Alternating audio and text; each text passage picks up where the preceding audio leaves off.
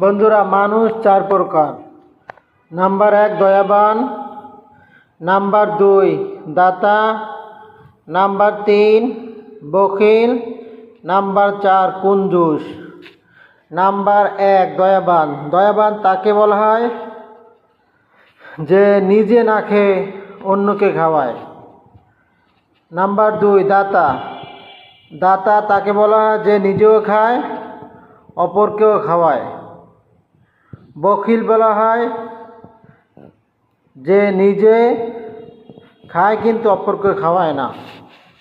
Number 4 কুঞ্জুস। কুঞ্জুস বলা হয় যে নিজেও খায় না অপরকেও খাওয়ায় না, তাকে বলা হয় কুঞ্জুস।